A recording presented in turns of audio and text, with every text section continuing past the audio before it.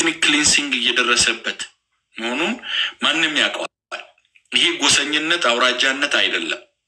ለምን ፊንፊኔም ስትረዝም ስትስፋፋ ከ24000 ስኩዌር ኪሎሜትር ወደ 56000 ነው መሰለኝ አሁን ኢንፍራንስ ሞጣ ባህር ዳር ወይ ሌላ ላይ አይደለም የቱለማ መሬት ላይ ነው ፊንፊኔም እያደገች ያለችው። ስታድግ ግን እዛ ላይ መጥተው የሚኖረው ነን ኦሮሞ የሆነው ንብረት ያለው ኢኮኖሚውን የተቆጣጠረው ነው። እዛ ላይ ይኖር የነበረው ገበሬው የቴደ የብትል ለማይ ነው የሆነው። ሶ ካልኩሌሽኑ እንደዛ ስታየው ይሄ አውራጃነት አይደለም። በተለየ ችግር እንዳለ መረዳት ይችላል። ግን የኔ ኮንሰርን አሁን ያነሳቸውን ብቻ ጥያቄዎች አቀርበን ሳይሆን ትግራይ ወሃት ትግራይ ነጻ ሲያወጣ ጉና ላይ ደርሶ ወደ ጎንደር ሲመጡ የትግራይ ወጣቶች ወደ 2000 ወደ 3000 በየቀኑ ወደ ትግራይ ይመለሳሉ። ለምን ትግራይ ነጻ ወጣለች ከዚህም በኋላ ልጆቻችን ሄደው አይዋጉም ይሉ ነበር ያኔ። ግን ፊንፊኔ ላይ ያለው መንግስት ጥሩ ጎረቤት ካልሆነልን ነገ ትግራይም ትጠቃለችና መሃል ሀገር መግባት አለብን ብሎ ነው ወደ ፊንፊኔ የመጡት። አሁን የምናነሳቸው ቱለማ ላይ እየደረሱ ያሉ ችግሮች ብለን የምናነሳቸው ሶልቭ ቢደረጉ ከስር መሰረቱ የኦሮሞ መብት የማያስጠብቅ ስርዓት የሚገነባ ከሆነ ቱለማም ኦሮሚያም ነገም ትደማለች። ስለዚህ አሁን ፎከሳችን ይሄንን ሀገረ መንግስቱን ሀገረ ግንባታው ላይ ተጎድተናል። ኢትዮጵያ ስትገነባ ስርዓተ መንግስቱ ግንባታ ላይ ግን ያንን ሊያመጣ የማይችል ቢሆን የሚለው ጥያቄ እንደውም ከዛ ሰፋ ቢሎ ቢነሳ ጥሩ ይመስለኛልና እሱ ላይ የሆነ ሐሳብ ብሰጥና ሌሎቹ ምድል እንዲኖራቸው ቢያዝነው ቶፒክ ላይ እኛ ቋጭተን ነገም ተመልሰን መነጋገር ስለምንችል እዚች ዙሪያ ላይ ያን ብቻ አይደለም አኖ ብዙዎቹ ኮሜንት ላይ ያደርጉ ይችላሉ ለምን የቱለማ ተነጠለ የሚለውን ሰበቡን አንስቻለሁ። እኔ ጋራዋለሁ በበኩሌ ሌሎች ላይ ጋሩት ይችላሉ። ግን ያንን ከምንል ደግሞ አሁን የምናነሳቸው ትንንሽ ነገሮች ብቻ ሳይሆኑ ስርዓቱ እንዳለ ነገ ዳግም ላይ መለስ የሚችልበትን ቢደረግ የሚለው ሐሳብ በዛ ነው ሰፋ ብሎ ቢነሳ የሚለው እሱ ላይ አጥር አርገ እንትንላንድ ብታረግና ሌሎቹም ቶፒኩ ላይ ሐሳብ ቢሰጡ ጥሩ። ጀራጂ ቴንክ ዩ ሶ ማች። የዛሬ 10 ዓመት አንድ ነገር ብዬ ልጀምር። የዛሬ 10 ቀን አባቴ ሲቀበር ከአባቴ ጎን 10 ሰዎች ተቀብረዋል። የዛሬ 10 ቀን የተወሰኑ ሰዎች እዛ መቃብር ላይ ነበሩ። የተወሰኑ ሰዎች ደግሞ ሌላ ቦታ የጂሌ ተወላጆች 30 ሰዎች በአንድ ቦታ የተቀበሩበት ቦታ ነበር። 30 ሰዎች የ30 ሰዎቹ ሞት የ6 ሰዎች ሞት ምክንያት ነው። 6ቱ የጂሌ ተወላጆች እኛም ሀብት ሊኖረን ይገባል ብለው ተሰብስበው ሆቴል የከፈቱ የጂሌ ተወላጆች ናቸው። የጂሌ የቱለማ ኦሮሞ 3ኛው የጂሌ ጎሳዎች ማለት ነው። እነዚህ ልጆች በማታ መጥተው ከቤት ጠሩ፣ ባትሪ አበሩባቸው፣ እዛ ጋር ቆሞ መሳሪያ አርከፍክፈው ልጆቹን አጋደሙ። እነዚህን የገደለ ሰው የነዚህ ሰዎች ሞት ሲሰማ ሰው ያቃቸዋል፣ ሰው የሚረዱ ናቸው። ብዙ ድሃን ያለ ህዝብ ተቆጣ። የተቆጣውን ህዝብ አንድ ላይ ይዘው 30 ሰው አለቀ። የትኛው ሚዲያ ማአቆ አንተም አታውቀው። ብዙ የማይታወቁ ነገሮች አሉ ወንድሜ። እዚህ ገብርኤል አካባቢ ብዬ እኔ ሳለቅስ በጃልመቴ ሞት አስከትሎ 13 ልጆች ከኦዳ ቦኮት የሚባል የፕራይመሪ ስኩል 13 ልጆች እድሜያቸው ከ15 በታች ሆነው ተይዞ ገብርኤል የሚባል የመከላከያ ካምፕን የገቡት እዛ 7 ኪሎ ሜትር ነው ከመቂ ምትረቆስ እዛ የገቡት። እኔ እዚህ ሆኜ ዳይሬክተሩ ጋር ሲደውል ስልኬን አነሳ። እዛ ያሉ ወገኖቻችን ሲደውሉ ይሄን ጉዳይ እኔ አልናገርም ነው የሚለው። ለምን እንዳይናገር ተደርጓል። ግን ልጆቹ ሰላማዊ ሰልፍ እንዲወጡ ያዘዘው ደግሞ እሱ። ምንድነው እየተደረገ ያለው? ፈንታሌ ላይ ሶግዶ የሚባል የመከላከያ ካምፕ አለ። መከላከያ ካምፕ ውስጥ የሚገቡ እናቶች አሉ፣ አይመለሱም። የሚገቡ ወጣቶች አሉ፣ አይመለሱም። ሚዲያ እኮ አያውቅልንም ራጁ።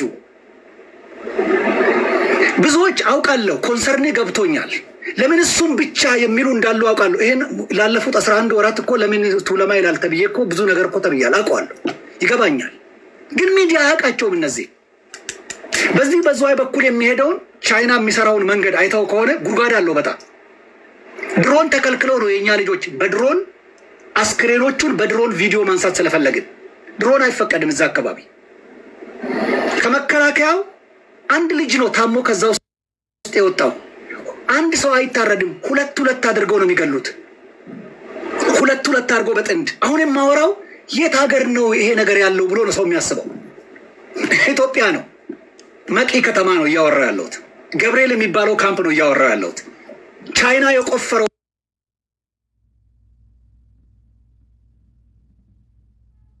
ቦታ ላይ ነው ያወራ ያለውት ጅብ የሰው ልጅን ስጋ የጠገበበት ቦታ ነው ያወራ ያለውት ማንንም ሰው ሄዶ ሊጎበኘው የሚችለውን ቦታ ነው ያወራ ያለውት ራጅ እየተደረገ ያለው ህዝብ ከምን ጊዜውም በላይ ካልገባውና የምናገረው ነገር ካላሳመመው ሌላ ሊያሳመመው አይችልም ራጅ እንዴት በምን አማርኛ እንዴት ፕሉራላይዝ ሳደርገው እንደሚገባው አላውቅም እስኮፑን ጠበብ አድርጌ ማውራቴ በቂ ይመስለኛል ቅድም አንተ ስታወራው ነበር ስታነሳ ምንድነው ያልከው ጎንዴ ብላ አነሳ እኔ ኢቴያል ልጨምርበት ትንሽ ደግሞ የሆነውን ነገር ልጨምርላ በሚቀጥለው ኮርዳታ ልትለምኑ ትሄዳለ መኪና መንገድ አቅራባ የሌሉ ሰዎች እንዳያርሱ ተከልክለው ከተማ ገብተዋል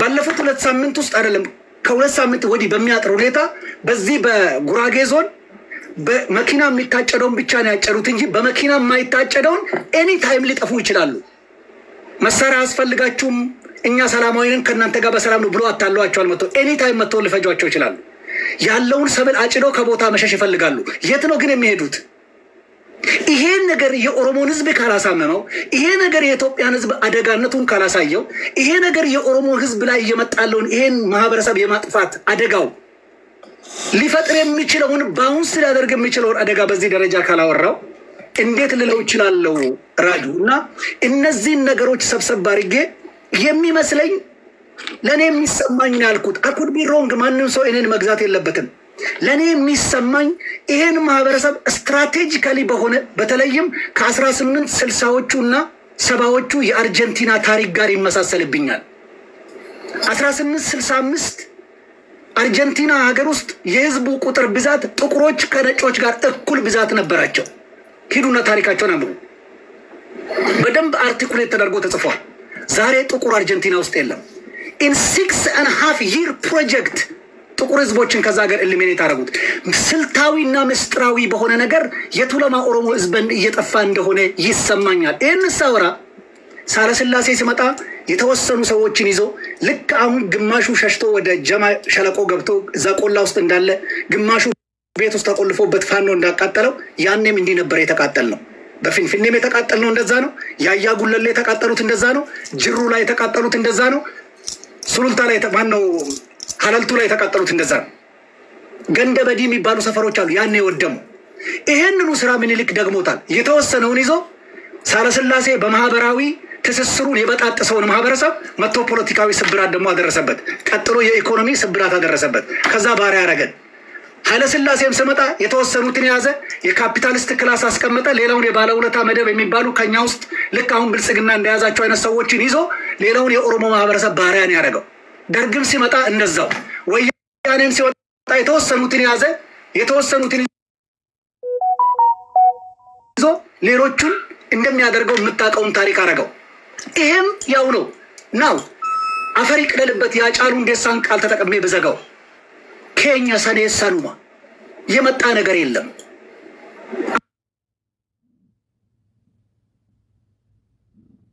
ሰዎችን ሀገር ጠባቂ ጀግኖች ተብሎ እነሱን ጠባቂ ያረጋቸዋል ሲጅ ውስጥ የገባ ማህበረሰብ ነው ይሄ ስርዓት ይሄን ምድር ከተመለከቱበት ጊዜ ጀምሮ አልተሳካለትም አልሆነም እንጂ ይሄን ማህበረሰብ በመንግስት መዋቅር ተጠቅሞ ስልታዊና ምስጥራዊ በሆነ በመክንያትም ባለመክንያትም የዘር ማጥፋት የዘር በደል እየተፈጸመ ይመስለኛል በተለይም ብልጽግና ካድሬውም ይሄንን ህዝብ ነው የሚበድለው ሌባው ይሄንን ነው የሚበድለው ጠበቃው ይሄንን ነው የሚበድለው ዳኛውም ይሄንን ነው የሚበድለው ፓርላማው ህግ አውጪውም አርቃቂውም አጽዳቂውም ሁሉም የዘመተው ይሄን ማህበረሰብ ማጥፋት ነው። ስለዚህ እንደ ኦሮሞ ያለው ነገር ጠፍቶኝ አይደለም። እጅግ እያየን እንደ ጨው እየሟማ ያለው ማህበረሰብ ግን ይሄ ነው ይሄን የሚያደርገው መንግስት ነው የሚለውን ነገር ማስቀመጥ ስለፈለኩ ነው። የኦሮሞ ህዝብ ይሄን ጉዳይ ግን ተረድቶት ምን ለማለት ፈልገው ነው እየሆነ ያለውን ነገር ብሎ ካየ በኋላ ሰብሰብ አድርጎ ለኦሮሞ ህዝብ መመንዘርና እንደራስ ማውራት ግን ይቻላል። ለኔ የሚሰማኝ ራጁ እንደዚህ በገልጠው ነው ድፍን የኢትዮጵያ ህዝብ እንዲሰማኝ የምፈልገው ይሄ ይሰማኛል ብዬ ነው መገልጠው። ቴንክ ዩ አይኔም ጀኒውን የሆነ ኮንሰርን ስለሆነ ነው ያው እንድታወራንተን ያለኩትና ችግር የለውም። ግን መጨረሻ ላይ የተወሰነ ደቂቃ ሶሉሽኑ ምንድነው የሚለውን እንወያይና ሙባ ነገ እነዚህ ቶፒኮችን እያነሳን ደግሞ መወያየት እንችላለን። ግን ኦኬ ቱለማ ኢትኒክ ክሊንሲንግ እየደረሰበት ነው። አማራ ክልልን የሚያዋስኑ ሌሎች አካባቢዎች ቱለማ ባሃ ከረዩን ብናነሳ ኢቨን ምንጃር አካባቢ ትናንትናም ዛሬም ችግር ነበር። ወሎ አካባቢ ብንወስድ ምን አይነት ፌስ እያደረጉ እንዳሉ ምስራቅ ወለጋን ሆሮ ጉድሩን ይዘ አዋሳኝ ቦታዎች እኚ የተለየ ሰቦኑማ ኖሯቸው ብሔርተኛ ሆነው ሳይሆን ወደ መሃል ሀገር ለመምጣት የሚጣላውን ሰሜን ላይ ነው የሚጣሉበት ኦሮሚያ ነው። ቢቸናና ማርቆስ ላይ የተዋጋ ስለ 4 ኪሎ ነው የሚያወራው ሁሉ ማይል። መቀሌና አክሱም ላይ የተዋጋ ስለ 4 ኪሎ ነው የሚያወራው።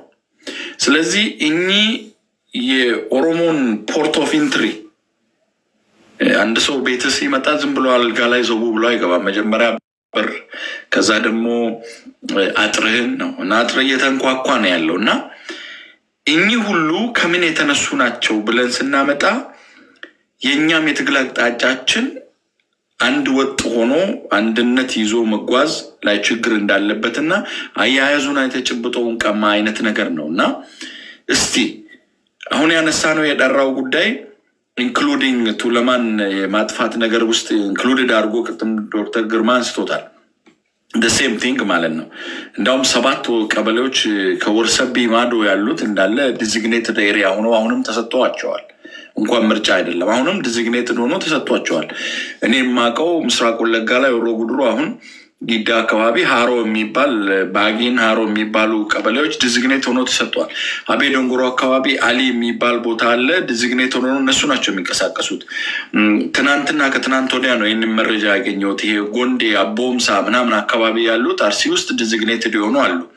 ባሌ አካባቢ የተጀመረ እንቅስቃሴ አለ አገርፋ አካባቢ ራሱ the same thing ቅድም ወንድሜ ዶክተር ግርማ ያነሳቸው አሁን ከሰሜን ብቻ ሳይሆን ከመሃል ሀገር ራሱ መርካቶ ከተቃጠለ በኋላ ቱለማ እዚህ መሬት የለውም የኛ ነው እያለ ጉራጌ ክልል አካባቢ እየተደራጀ ያለ ኃይል አለ ወደ ኡታዋዩ የሚሻገር እኚህ ሁሉ ችግሮች አሉ። ይሄንን ምን አርገን ነው የሚገለነን ቴሮሪስት ብሎ ማይሆን እንድንሞት የማያድነን መንግስት ካለን እኛ ደግሞ እንደብረሰብ ታግለን ምንድነው ማድረግ ያለብን የሚለውን መፍትሄ ሐሳብ ብቻ አንድ 3 ደቂቃ ሁሉም ይወሰድና ራፕ አፕ አርገን ነገ ደግሞ ቶፒኩ ላይ እንመለሳለን። ሙባ ከማን እንደምትጀምር አለቀ። ኮማንደር ደበሪን ከንኬች በደንብ አርጋ ሐሳብን በአማርኛ መግለጽ ይችላል። አሁን ዶክተር ግርማ ያነሳ ያወራበት ባለው ፖይንት ሁሉ ላይ እኔ እስማማለሁኝ። ምናልባት በዛ ላይ ትንሽ ፖይንት ማድረግ የምፈልገው እሱ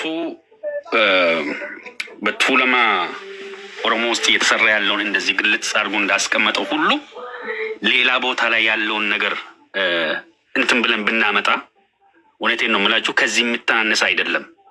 ግን ያን አክል ልንሰራበት ስላልቻልን ነው እንጂ ጠቅላላ የኦሮሚያ ዞኖች ውስጥ ተመሳሳይ ነገሮች እየሄዱ ነው ያሉትና ይሄ እንደዚህ ቢታወቅ ምክንያቱም ትንሽ አይታችሁ ከሆነ የራሳቸውን እዚህ ስለ እኛን ለመከፋፈል የሚፈልጉት ሰዎች ሁሉ ጊዜ አይታችሁ ከሆነ አጀንዳ ይከፍቱና የቱለማን ኦሮሞ የመጫን ኦሮሞ ብሎ አንዳንድ ጊዜ ስራ ሲያጡ እቺን ነው አሁን ያወራነውን ቀንጭቦ ወስዶ ልክ ዶክተር ግርማ ቱለማ ብቻ እንደሆነ ኦሮምነቱን ከላውላ አንስቶ ኦር እኔ የሆነ ፓርት ብቻ እንደሆንኩን አድርጎ ስራ ይሰሩበታል። አይታችሁ ከሆነ የቱለማ ኦሮሞ እንደዚህ ነው፣ ከዚህኛው ወገን ነው እየተጎዳ ያለው የመጫ ነው። ልክ ለኛ አዛን የሚመስለው ማለት ነው ይሄን እያደረጉ ያሉትና የኛዎቹ ምናልባት አንዳንዱ ምናልባት ፖለቲካ ያልገባው ሰው በዚህ ውስጥ ገብቶ እንትን እንዳይል ትንሽ ኮንፊውዝ እንዳይሆን በዛው እንትን ለማለት ነው። ወደ መብት ሐሳብ ሲሄድ እኔ እንደምመስለኝ ቅድም ነጥቦችን ራጂ አንስተ ነበር። ምን ቢሆን ይሻላል? እኛ በራሳችን በኩልስ ያደረግነው ነገር ምን አለ? ምን ግፊት ነው ያደረግነው ለምለው ላይ ከዛ ሊጀምርና እውነት ለመናገር ከሆነ እነሱ በሚሰጡን አጀንዳና በመንግስትና በኦላ መሃል ጎራ እንደ ሁለት ከፍለን ሁሉ ጊዜ እዚህ ቲክቶክ ላይ ከምንጫጫ በስተቀር ብዙ እንደዚህ አንድ ላይ በአንድ ሐሳብ ተገናኝተን እዚህ ግባ የሚባል ስራ አልተሰራበትም ነበረ። እሱ ላይ ነው ባጭር የሚያስቀምጠው። ካሁን መሰራት ያስፈልጋል። አንድ ላይ ሆነን ከመንግስት ውስጥ ያሉትንም ይሄ ዝም ብሎ ለሆድ ተገዢውን ብቻ ሳይሆን መጠምዘዝ ያለበትን ጠምዝዘ ነው ለመንግስት ተቆርቋሪ ለኦሮሞ ህዝብ ተቆርቋሪነት ያለውን የኦሮሞ ተወካይ ሆኖ እዛ ፓርላማ ውስጥ ቁጭ ብሎትን ጭምር ማይንቀሳቀሱ ከሆነ ጠምዝዘን ወደዚህ እንድመጡና ይሄን የፋኖን ድርጊት በዓለም እንድናሳውቅ እኛ በሚዲያ ጭምር መንግስትም የራሱን ድርሻ ወስዶ ፋኖ አሸባሪ እንደሆነ አክቹአሊ ለኦሮሞ